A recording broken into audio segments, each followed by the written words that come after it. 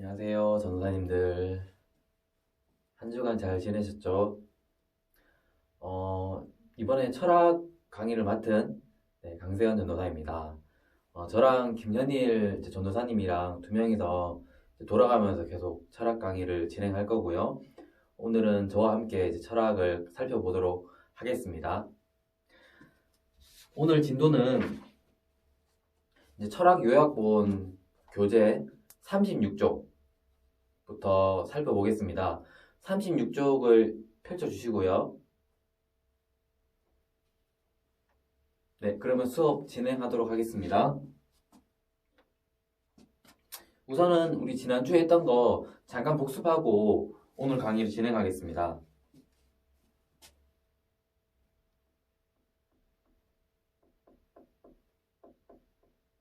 신학, 그리고 이성.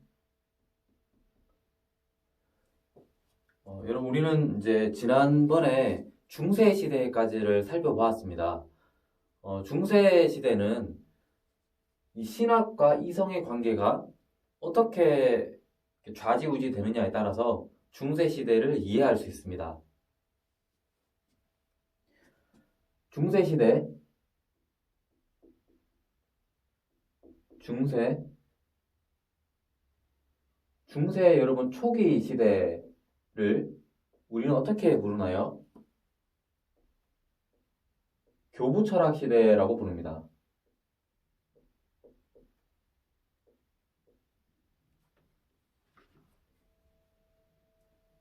네, 교부 시대라고 부르죠. 중세 초기 교부. 어떤 사람이 있었나요? 대표적으로는 아우구스티누스 같은 사람이 중세 초기에 유명한 교부였죠. 그리고 중세 중기와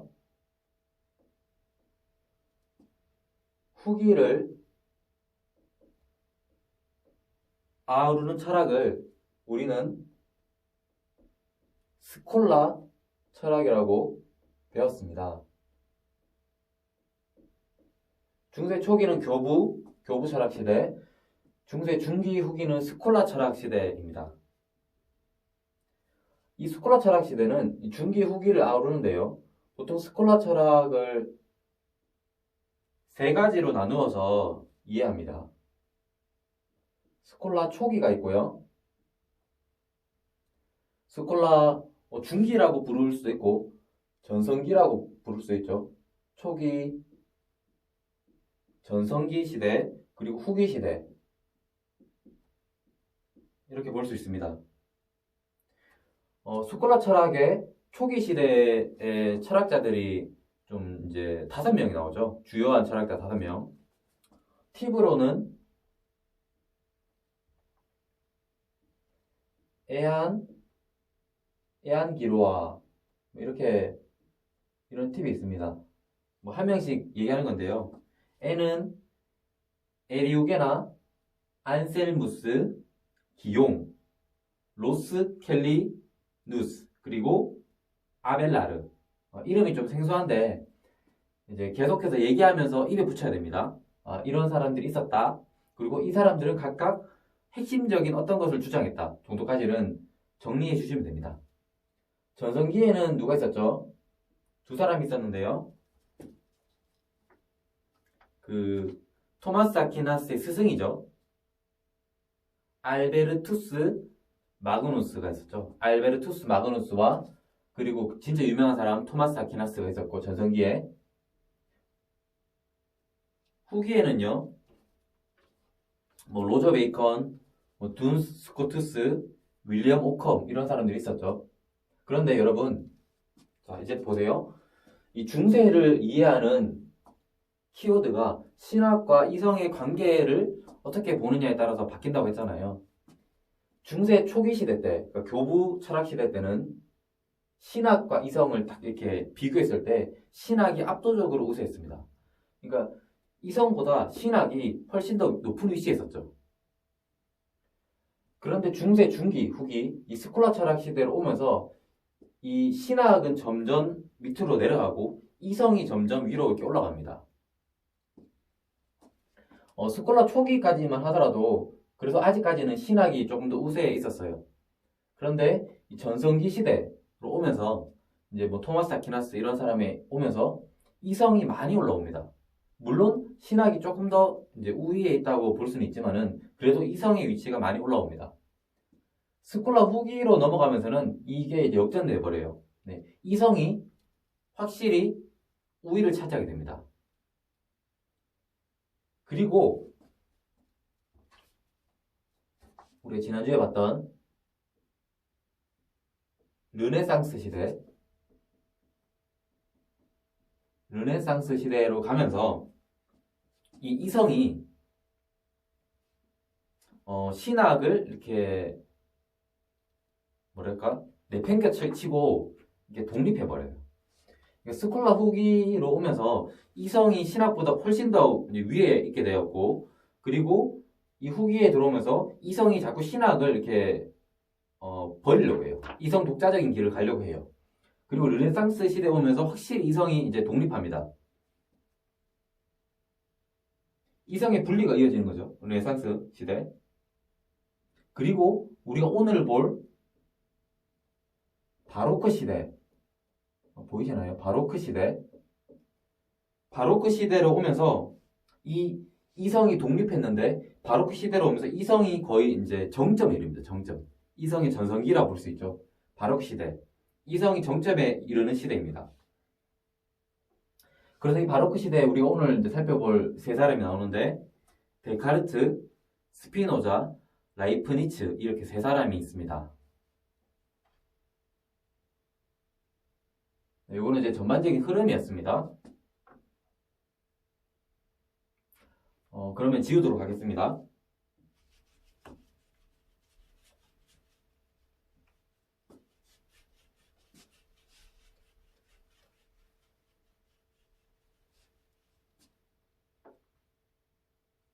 네, 그러면 여러분 그 36페이지를 한번 봐주시고요.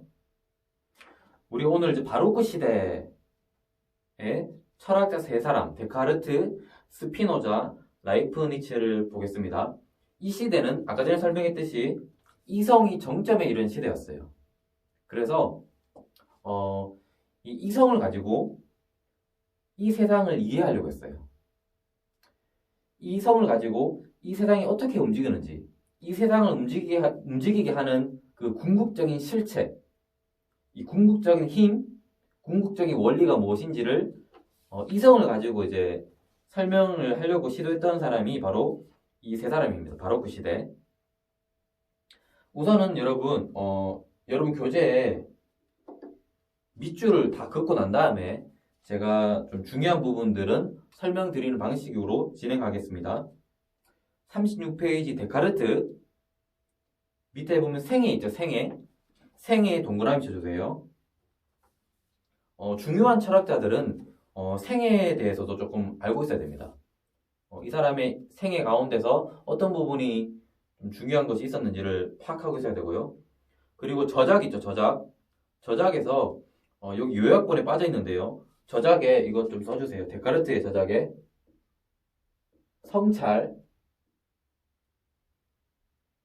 성찰 그리고 갖다 뭐 똑같은 책입니다. 성찰 제1 철학에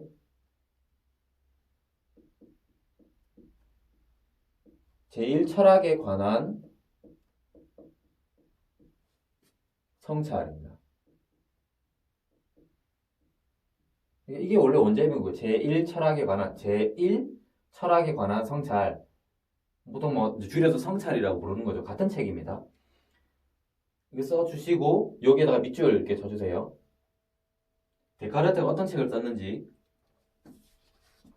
성찰 제1 철학에 관한 성찰.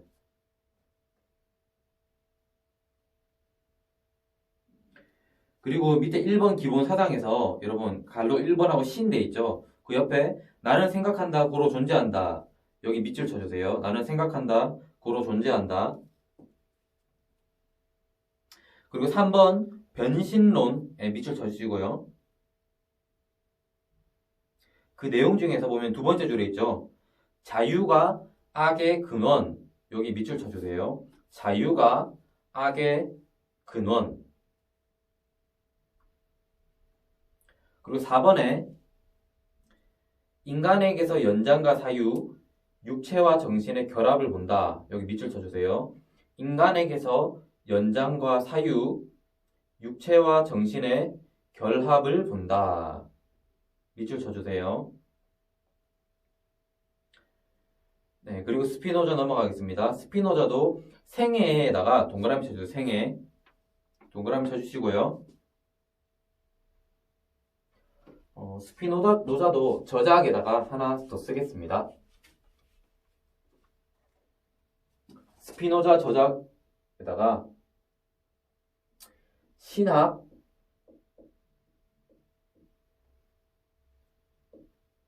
정치, 논고. 신학, 정치, 논고 써주세요. 그리고 스피노자 저작에 그 앞에 있는 책 있죠. 기하학적 방식으로 서술된 윤리학. 밑줄 쳐주시고 신학, 정치, 논고 쓰시고 여기도 밑줄 쳐주세요. 스피노자 저작 이 두 권 둘 다 밑줄 쳐주세요.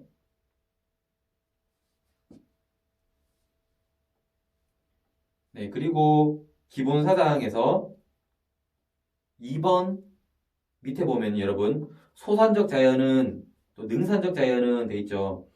소산적 자연의 밑줄, 능산적 자연의 밑줄. 그러니까 2번 밑에 보면요. 기본사상에 보면 2번 밑에 소산적 자연은 신의 필름 법칙에 따라 되어 있잖아요. 거기서 소산적 자연의 밑줄, 능산적 자연의 밑줄.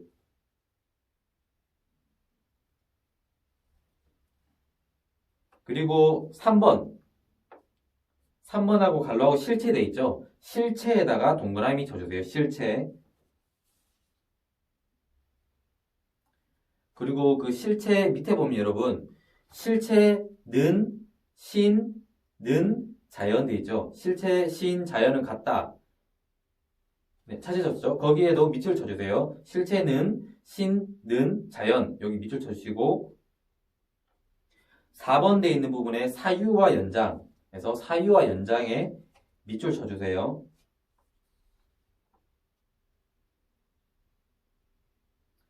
그리고 여러분 그 2번 스피노자의 역량 몇 가지 비판 돼 있죠.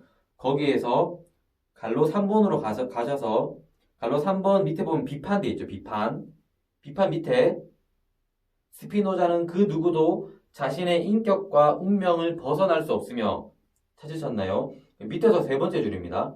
스피노자는 그 누구도 자신의 인격과 운명을 벗어날 수 없으며 여기 밑줄 쳐주세요. 스피노자는 그 누구도 자신의 인격과 운명을 벗어날 수 없으며 밑줄 쳐주세요.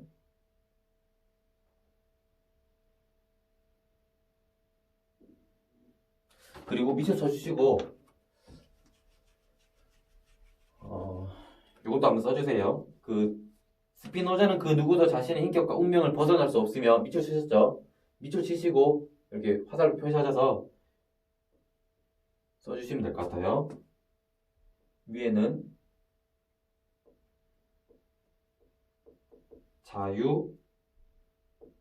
자유의지, 부정.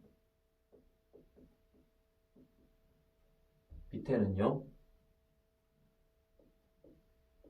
자유, 인정. 이건 조금 어려운 개념이어서 일단은 필기해 주시고 제가 이따가 설명해 드리도록 하겠습니다. 자유의지 부정, 자유인정 이렇게 써주세요.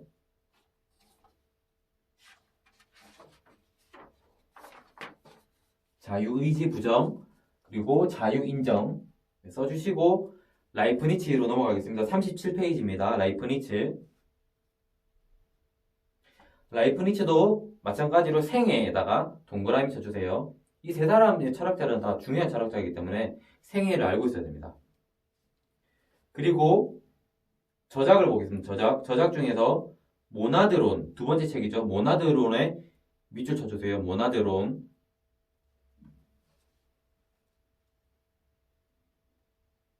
그리고 그 옆에 라이프니츠 저작에 하나 더 쓸게요. 변실론.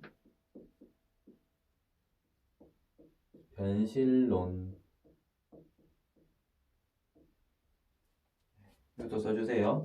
라이프니츠의 저작, 모나드론, 그리고 변실론. 변실론에도 밑줄 쳐주세요. 모나드론, 변실론. 그리고 1번 라이프니츠 철학의 기본 사상 중에서 두 번째를 가져서 여러분 찾으셨나요? 데카르트는 모든 자연 현상을 연장과 운동의 개념으로 설명할 수 있다고 여기 나오는 부분 있죠? 거기에서 데카르트는 할 때 데카르트에다가 이제 동그라미 쳐주시고요. 그리고 쭉 옆으로 가다 보면은 운동 보존의 법칙 있습니다. 거기에 밑줄 쳐주세요. 1번 라이프니츠 철학의 기본 사상 중에서 두 번째 보면은 데카르트는 시작하죠. 데카르트에 동그라미 쳐주시고 그 옆으로 가시면 운동 보존의 법칙 밑줄 쳐주세요. 데카르트가 운동 보존의 법칙을 이제 주장했다는 겁니다. 그리고 그 밑에 보면요. 라이프니츠의 고찰은 하면서 시작하는 게 있죠. 세 번째 보면은 거기다 라이프니츠에다가 동그라미 쳐주시고요. 그 밑에 맨 끝에 보면 에너지 보존의 법칙이라 되어 있습니다. 에너지 보존의 법칙에다가 밑줄 쳐주세요.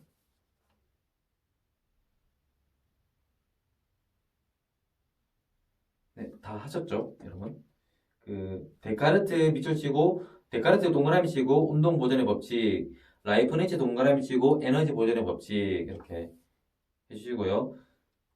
그 밑에 모나드 또 단자 이론 되어 있죠. 네, 여기에 밑줄 쳐주세요. 모나드 단자 이론. 그리고요, 그 밑에 보면 1, 2, 3, 4 돼 있죠. 모나드는 점이다, 힘, 뭐 영혼이다, 개체이다. 요거는 이제 이렇게 요 표시해 주셔서 다 체크해 주세요. 1, 2, 3, 4. 다 체크해 주시고요.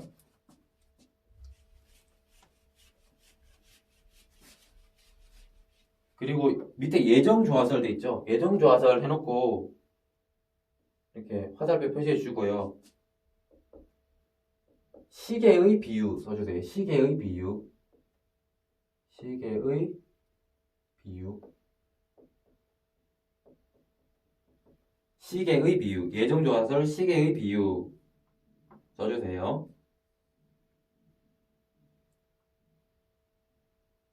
그리고 그 밑에 쭉 내려가시면 주요 사상 되어 있습니다. 주요 사상. 주요 사상 되어 있고 5가지를 얘기하고 있어요. 우주의 완전한 합리성, 우주 내에서 모든 개체가 갖는 독자적 의미에 관한 사상, 모든 사물의 완전한 조화에 관한 사상, 이렇게 5가지 있죠? 5가지도 이렇게 표시해 주세요.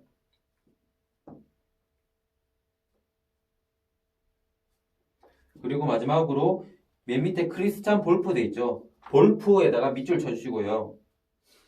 볼프에다가 밑줄 쳐주시고요. 또 이게 화살표 표시하셔서 이거 보이시나요? 화살표 표시하셔서 라이프니츠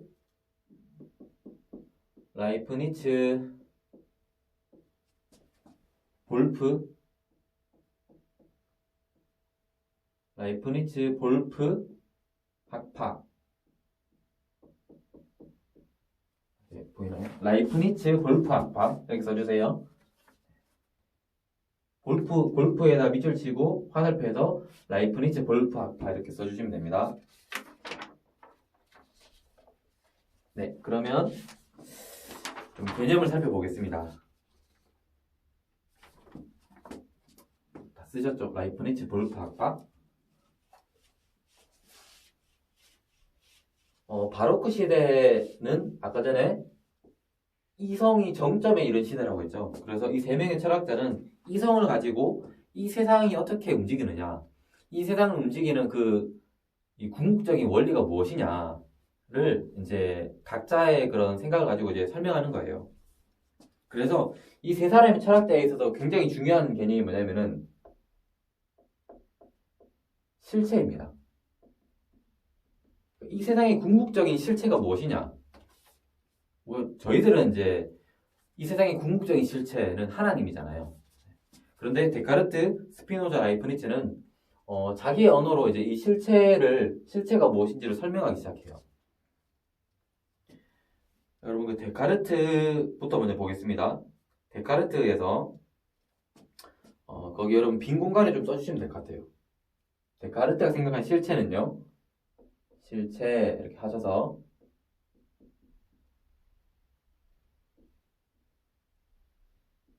첫 번째 신, 두 번째 사유, 정신,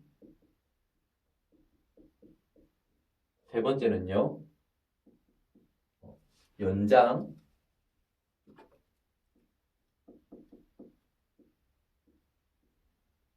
육체. 그러니까 데카르트가 생각한 실체, 이 세상을 움직이는 궁극적인 실체는 데카르트는 신, 사유, 또는 정신, 연장 또는 육체 이렇게 생각했어요. 그런데 여기에서 보통 이제 데카르트가 생각한 실체를 얘기할 때는 이 신은 이렇게 가리고 이 두 가지를 많이 얘기를 해요. 그래서 데카르트가 생각한 실체는 사유, 정신, 그러니까 어떤 거냐면 뭔지 아시겠죠, 여러분? 이게 눈에 보이지 않는 거예요. 이렇게 잡히지 않는 어떤 정신 세계. 그리고 한 개는 연장 육체, 이거는 보이는 거예요. 우리 몸이 될 수도 있고 이런 지우개가 될 수도 있고 이런 보이는 것들. 데카르트는 이 세상을 이제 구성하는 또 움직이는 원리는 뭐냐? 우선 뭐 정신이다, 정신. 그리고 또는 육체다. 이 두 가지가 있다. 그러니까 비물질 그리고 물질 이렇게 두 개가 있다. 그러니까 이걸 빼고 하면은 데카르트는 이 두 가지를 이제 중점적으로 얘기하거든요. 그러니까 두 개잖아요. 그래서 데카르트는 보통 이분법. 두 가지로 이분법으로 나누어서 세상을 설명했다는 거예요. 네, 여기까지는 이해되시죠? 네. 그런데 데카르트는 신이라는 실체를 또 인정합니다. 그것도 여러분들이 이제 알고는 계셔야 돼요. 알고는 계시는데 보통 이제 문제에서 데카르트는 이분법적이다 이렇게 하면은 이제 맞다라고 보시면 돼요. 원래 엄격하게 얘기하면 3분법이잖아요. 3개잖아요. 그런데 보통 이제 데카르트는 이제 신을 이제 인정하긴 했지만은 이렇게 이분법이다 이렇게 얘기하거든요. 그래서 데카르트는 이분법이었다 이렇게 정리해 두시면 될 것 같아요. 그런데 여러분 이 데카르트가 생각한 이 실체 개념 그냥 얼핏 들었을 때는 맞아. 이 세상은 실제로 비물질, 그러니까 뭐 정신도 있고 또 물질적인 것이 있으니까 데카르트가 거 가지고 이 세상을 딱 설명하면은 다 풀릴 것 같잖아요. 그런데 문제가 발생해요. 뭐냐면은 제가 그림을 잘 못 그려서 이게 여러분 네, 사람이에요. 네. 사람이에요.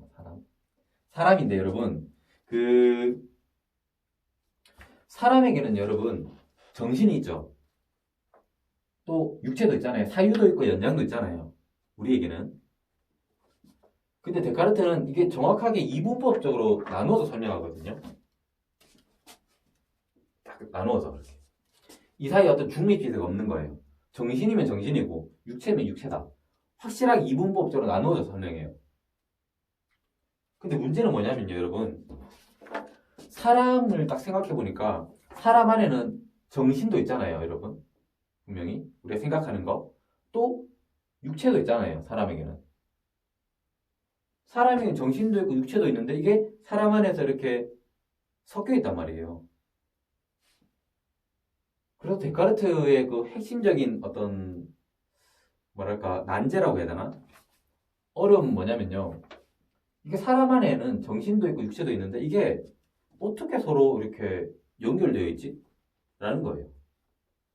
이거를 설명을 잘 못해요. 예를 들면은 배고팠어요. 배고파서 밥을 먹어야지 생각했고 그래서 앞에 밥이 있는 거예요. 그래서 밥을 먹어야겠다. 숟가락을 들고 밥을 먹어요. 이렇게. 그럼 여러분 보세요.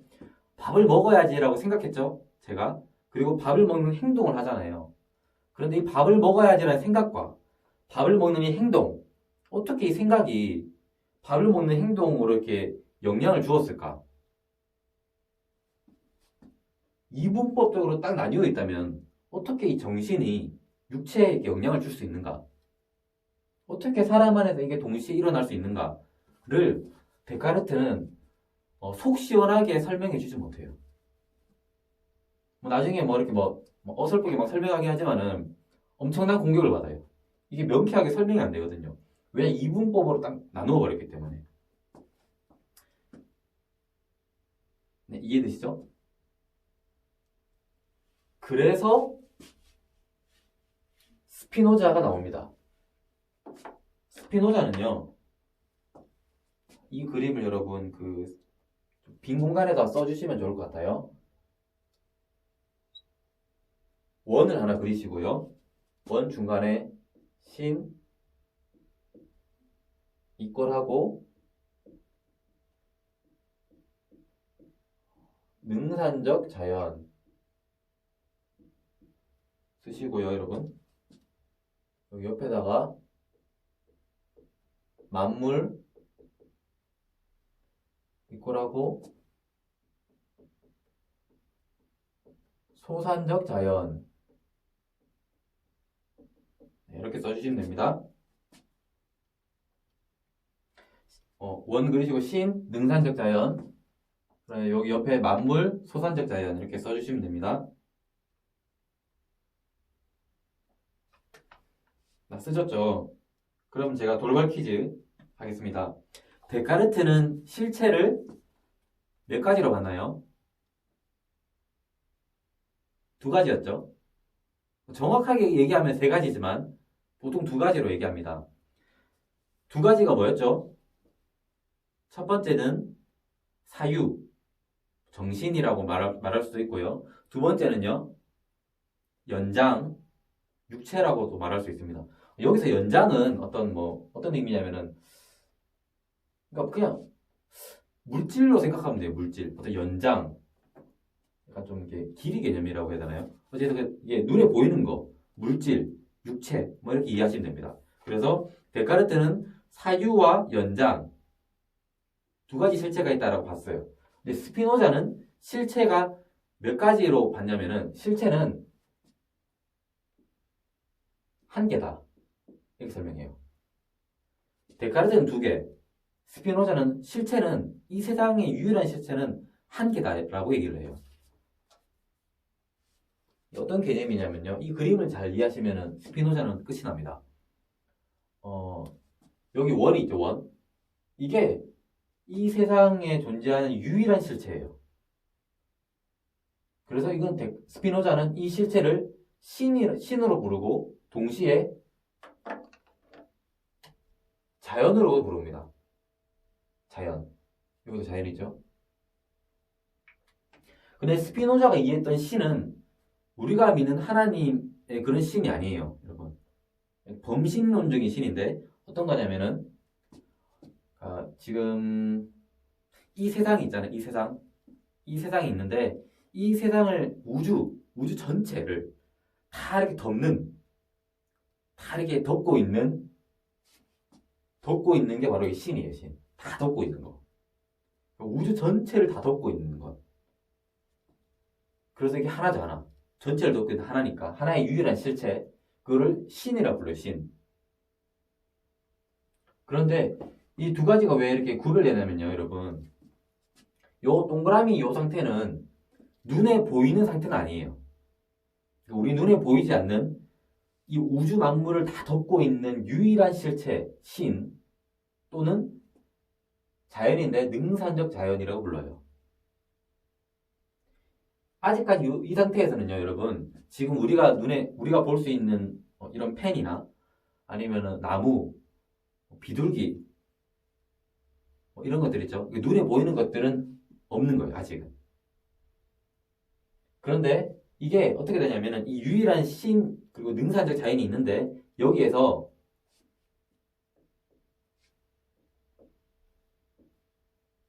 이렇게 온 세상의 모든 만물이 나오는 거예요.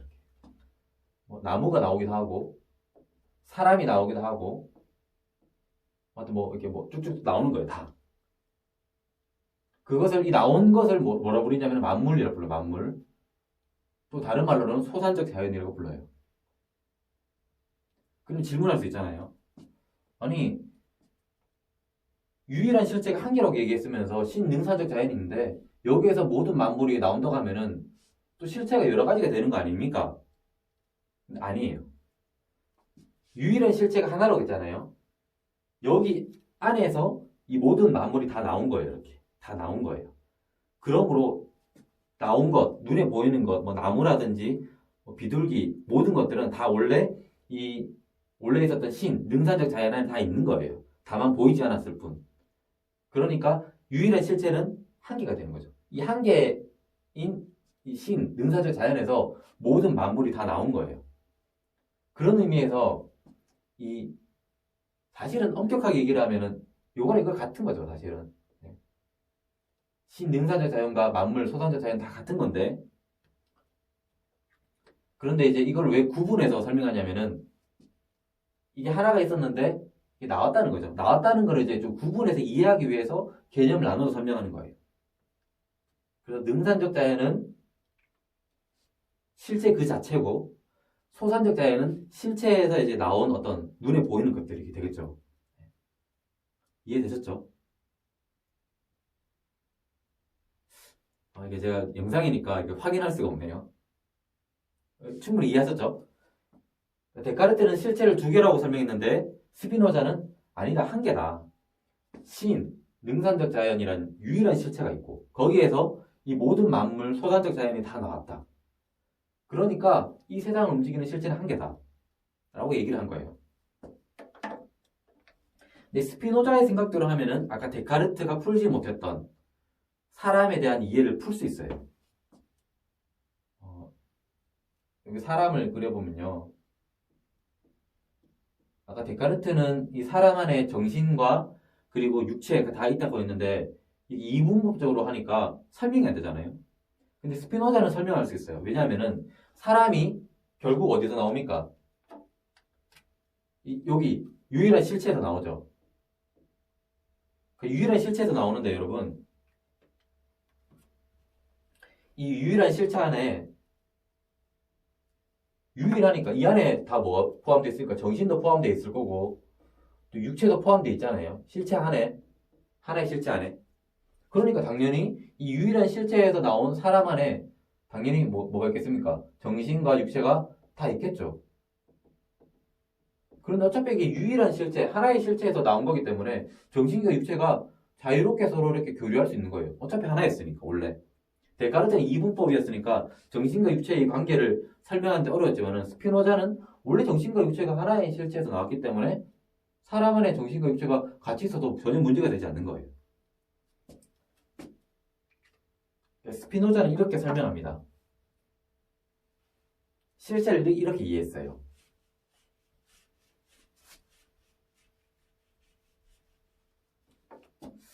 사실은 여러분 이거 말고도 조금 더 설명할 부분이 많이 있지만은 아까 전에 뭐 스피노자의 자유의지 부정, 자유인정 이런 부분도 설명해야 되지만은 이게 내용이 너무 많고 소화하기 조금 힘들 수 있기 때문에 진짜 중요한 것들만 언급하고 우리가 다시 철학을 또 한번 이렇게 몇 바퀴 더 공부할 거니까 그때 조금 더 자세한 부분들, 조금 더 어려운 부분들은 그때 또 설명하도록 하겠습니다.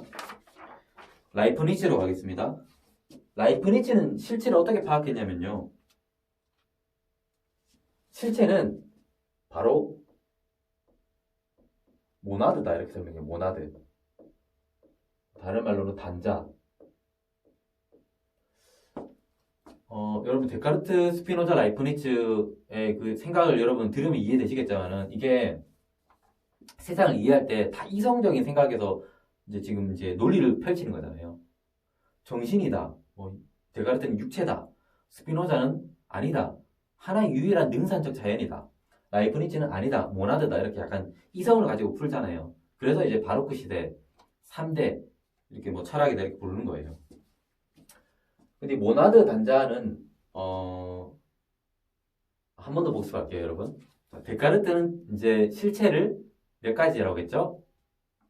두 가지. 그리고 스피노자는 실체를 한 가지. 라이프니츠는 실체를 몇 개라고 얘기하냐면요. 무한대예요, 무한대. 셀 수 없어요. 셀 수 없을 만큼 많다, 실체가. 이렇게 설명을 해요. 라이프니츠가 생각하는 모나드 단자 이론이 뭐냐면요, 이런 겁니다. 예를 들면요, 여기 다 모나드를 할게요. 또 모나드. 이게 엄청나게 많은 거예요, 모나드가. 이렇게. 엄청나게 많은데, 이 모나드는 어떤 모나드냐면은, 뭘로 하죠? 은행나무로 했어요. 얘는 은행나무고, 얘는 뭐 닭이라고 합시다. 닭. 또 뭐 있죠? 얘는 이제 고양이. 얘는 뭐 사람이라고 합시다. 그러니까 은행나무의 모나드가 있고, 닭의 모나드가 있고, 고양이의 모나드가 있고, 사람의 모나드가 있는 거예요. 물론 이 고양이 안에서도 또 종류가 나뉘잖아요. 그럼 거기에 따라 다 모나드가 다 있는 거예요. 그러니까 모나드가 이제 무한대죠. 엄청나게 많은 거죠. 그런데 이 모나드가 뭐냐면은 이 모나드는 반드시 무조건 은행나무가 되는 거예요. 이 모나드가 뭐 닭이 되는 건 불가능해요. 이 모나드는 그냥 무조건 은행나무가 되고, 이 모나드는 무조건 닭이 되고, 이 모나드는 무조건 고양이가 되고, 이 모나드는 무조건 뭐 A라는 사람이 되고, 또 B라는 사람도 있을 수 있겠죠. 그러니까 그렇게 엄청나게 많은 모나드가 있다는 거예요. 이게 그 라이프니츠의 실체 이론입니다. 모나드는 무수하게 많다. 이 세상의 실체는 무수하게 많다라고 이해한 거예요. 그래서 여러분 그 37페이지 모나드 이론 밑에 보면요, 네 가지가 있죠. 모나드는 점이다. 하나의 점으로 존재한다는 거예요. 점이다. 이건 어떤 의미냐면은 그러니까 이게 다 독립되어 있다는 거예요. 독립되어 있다는 의미. 점이다. 그리고 뭐 아주 작다라는 의미가 될 수도 있고 이렇게. 그리고 2번 모나드는 힘 내지 힘의 중립체이다. 여기에서 뭔가 다 파생된다는 거예요. 힘. 세 번째 모나드는 영혼이다. 좀 독특한 게 라이프니츠는 이 모나드에 다 영혼이 깃들어 있다고 생각했어요. 그리고 모나드는 개체이다. 아까 얘기했듯이 이게 다 분리되어 있다. 하나하나의 개체로서 존재한다는 거예요. 그러니까 은행과 닭의 모나드가 섞일 수가 없고 닭과 고양이의 모나드가 섞일 수가 없는 거예요. 다 그냥 다 개체로 존재한다는 거예요. 이해되셨죠? 네. 여기에서 한 가지만 더 설명하면요, 여러분. 그 예정조화설 있죠? 예정조화설 밑에 보면 여러분 제가 아까 전에 썼죠? 시계의 비유라고 되어 있었습니다. 여기까지만 설명하고 잠깐 쉴게요. 그 라이프니츠는 이 세계는 무수히 많은 모나드로 존재되어 있고 그 각각의 모나드는 고유한 역할들이 다 있고 그 고유한 역할들을 모나드가 존재하는 순간에 운명이 확실히 정해져 있는 거잖아요. 얘는 무조건 은행나무가 돼야 되고 얘는 닭이 돼야 되고 그 운명이 정해져 있는 거예요. 그래서 우리가 딱 이 세상을 봤을 때 라이프니츠가 이 세상을 봤을 때 정말로 이렇게 자연이 딱 규칙적으로 움직이잖아요. 해가 뜨고 해가 지고 생물이 태어났다 죽고 딱딱 이렇게 뭔가 규칙적으로 세상이 움직인단 말이에요. 이거를 라이프니츠는 어떻게 설명했냐면은 각각의 모나드가 각각의 주어진 운명이 다 있어요. 은행나무가 돼야 되고 닭이 돼야 되고 고양이가 돼야 되고 사람이 돼야 되고 이것뿐만 아니라 이 안에서 모나드 안에서 이게 입력되어 있는 각각의 정보들이 다 있어서 그 정보들이 그 정확하게